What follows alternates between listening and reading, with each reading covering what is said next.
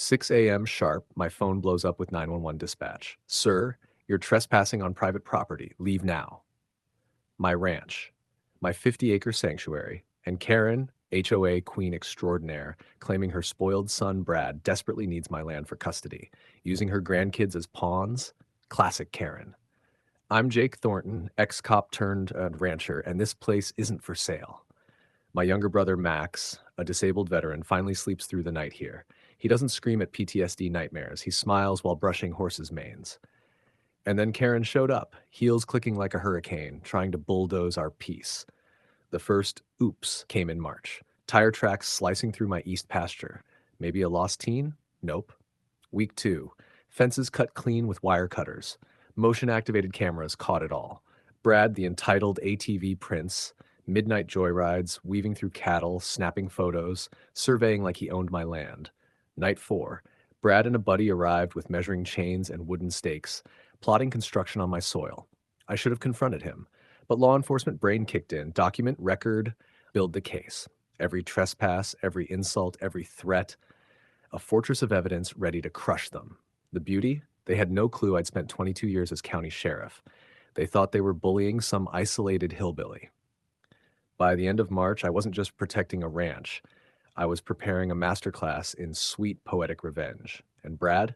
He had no idea what was coming. Karen didn't waste time. One Tuesday, she strutted into my mailbox with a silver BMW rolling behind her like a tiny, furious parade.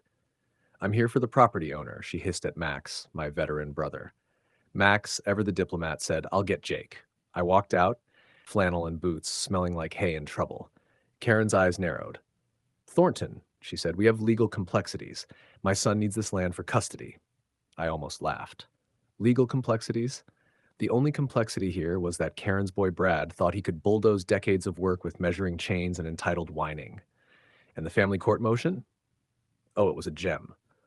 According to Karen, my refusal was directly harming 3 innocent children. The twist? Brad had 0 custody rights due to domestic violence and fraud, facts hidden behind Karen's designer sunglasses and silver tongue. Meanwhile, the midnight ATV raids continued. Brad tore across my pasture at 2 a.m., engine roaring, cattle scattering, Max muttering prayers like a broken record. Cameras caught every stunt, staking boundaries, snapping photos, plotting development like a miniature, aggressive Monopoly game. I smiled behind my coffee cup. Evidence was building, and karma was already drafting its blueprint.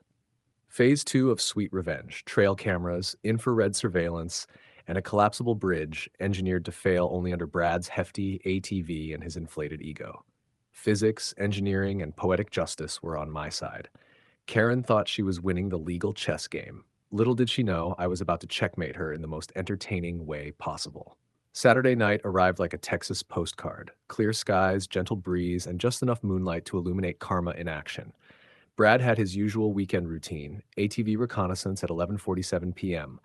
Little did he know my buddy Liam, a genius with ranch engineering, had built a collapsible bridge over the irrigation ditch. Perfectly camouflaged, perfectly timed.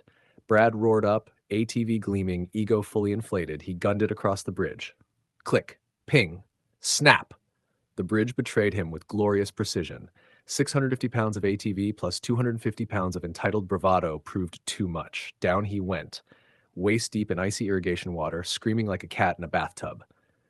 Meanwhile, the driver hired by Karen for electrical sabotage froze when he realized he was under surveillance, the night sky dotted with night vision cameras. Deputy Ryan was already on site, strategically out of sight but ready to enforce consequences. Karen arrived in her BMW, white robe fluttering, utterly unprepared for reality. Flashing lights, cameras rolling, Brad flailing, her perfectly polished world crumbling. I emerged in full sheriff regalia. Badge, radio, duty belt. Brad Worthington, criminal trespass, destruction of property, and conspiracy, I announced. Karen's mouth opened and closed like a goldfish. You're the sheriff? She whispered, tone wavering between disbelief and terror. Physics, law, and meticulous planning had done their work. The bridge collapsed. The plot twist unfolded. The entitled, untouchable family finally faced consequences. Viewers, if you're enjoying the poetic justice, don't forget to like, comment, and subscribe. The sun rose over our 50-acre ranch like nothing had ever gone wrong, but everything had changed. Brad and Karen were finished. Criminal charges, public humiliation, and a viral news story that made Karen the poster child for HOA entitlement gone wild. Brad's ATV antics became local legend, his dignity soaked in the irrigation ditch, a symbol of karma delivered with engineering precision. Max finally breathed easy. The peace that had been shredded by relentless harassment returned. No more midnight raids, no more legal threats, no more fear. The ranch, our sanctuary, was ours again, pure, quiet, and healing. Max's PTSD eased. Horses snorted, cattle moved lazily through tall grass, and the sound of wind through oak trees reminded us why we fought. Justice didn't stop with the family. Civil settlements covered property damage, harassment, and legal fees, draining Karen's accounts and leaving her family scrambling. The HOA voted her out, and a new board promised real community leadership. Meanwhile, Angela Martinez and her children finally experienced stability, visiting Max and enjoying the simple joys of ranch life, collecting eggs, feeding horses, and watching sunsets without fear. Inspired by this battle, Max and I established the Bridgewater Ranch Veterans Recovery Program, a safe haven for combat veterans struggling with PTSD. The same land Karen and Brad tried to steal now became a place of hope, healing, and resilience. Viewers, if you loved seeing entitled bullies get their comeuppance, don't forget to like, comment, and subscribe. Your support keeps the HOA Karens in check and ensures every story has the sweet, satisfying ending it deserves.